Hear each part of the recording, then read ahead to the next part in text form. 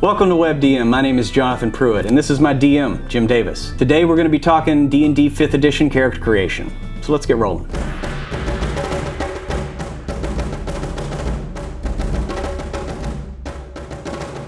Jim, do you know what I love about D&D?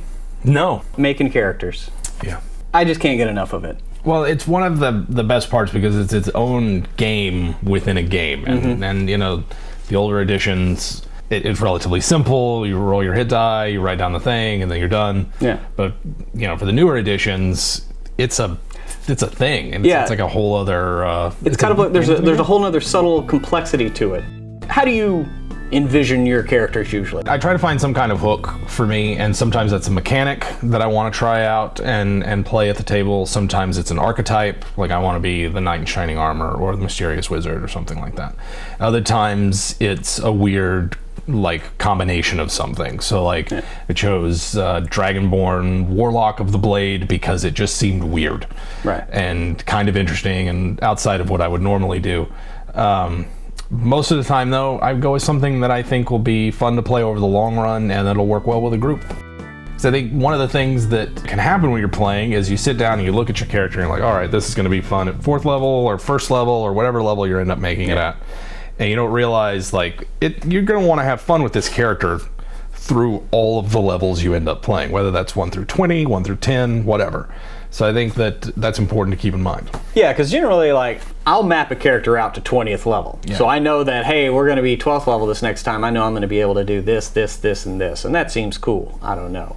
But I know what you mean. A lot of times, though, when you do that, it's a lot of work. And then you get there and you're like 3rd, 4th level, and you're like, I'm ready to change characters. Yeah, and I've been behind the screen when you've gone through that with the character, and I can see you pumped up and excited, and you've made it, and it's like at 12th level this is going to happen, and then I'm going to get this spell or that thing or this item or whatever.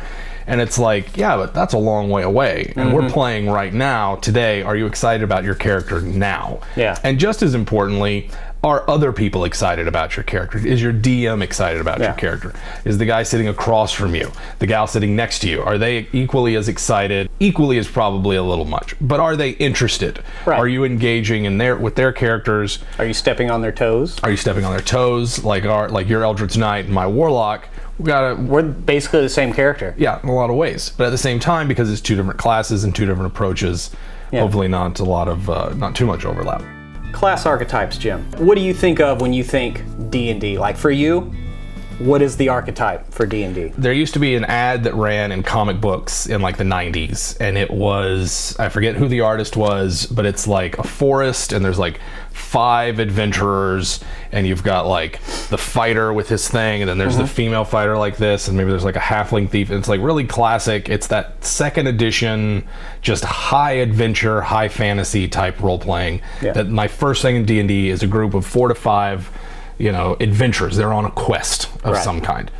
I mean, there are other times whenever I get a little cynical about it, and it's a group of 4 or 5 murdering hobos who run around and, break into other people's homes and steal things and murder them. Well, it's kind of, you know. And there are times when that's the game you're playing, and other times whenever you're playing, the stalwart adventurers who are there to save the world, and other times you're playing cynical, self-serving mercenaries.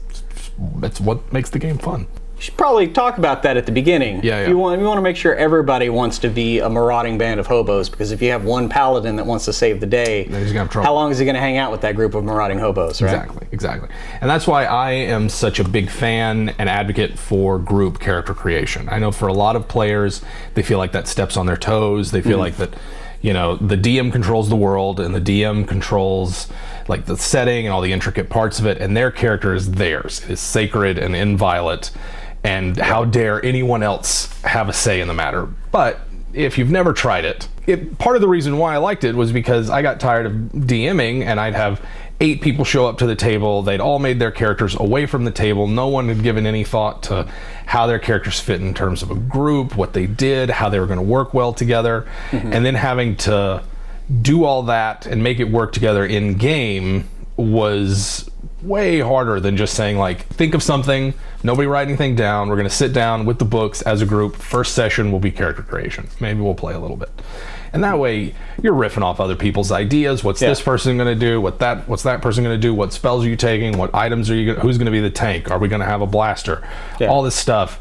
And I find that it makes for just such a cohesive group. Yeah. That it's just more fun. Group character creation all the way. Just get it all out in the open in the beginning. These are the characters we want to play. And that way the DM can say like, oh, hey, you guys might want a cleric. There's going to be a lot of undead in this campaign.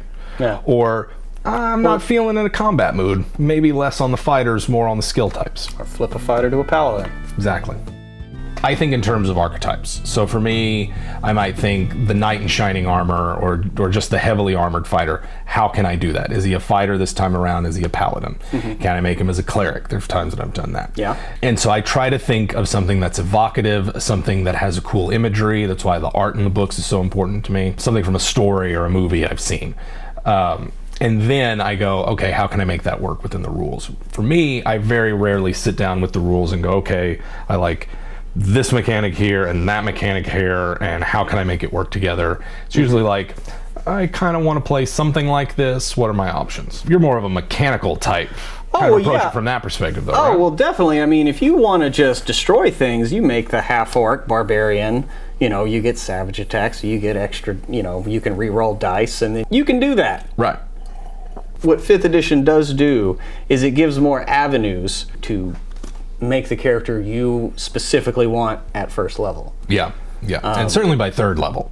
Oh, by the time you start getting your archetypes, well, yeah, within the first 3 levels, you are the character that you're going to be. Exactly. Not having to build towards something that's, well, I'm not going to be the character I want to play until 15th level. Right. That's BS. Like, I got to wait till 8th level so I can get that prestige class so I can do this. Right. Why are you playing that level, that character at first level? If you're not ready for it. Why aren't we starting? No matter what character I have, I like being skilled in perception checks and anything, and some kind of social skill. Yeah. Persuasion or deception. Persuasion, deception, diplomacy, intimidation, something like that. It's all well and good to have it role played out, and I certainly like role-playing social interactions. They're one of my favorite parts of the game. But at some point, if you're playing a game that has rules for it, you're going to want to roll that die and see what you get, and it's nice to have the mechanics to back up what you're role-playing. Thanks again for watching WebDM. We're going to have new ones every Wednesday. Tell your friends. Come back next week.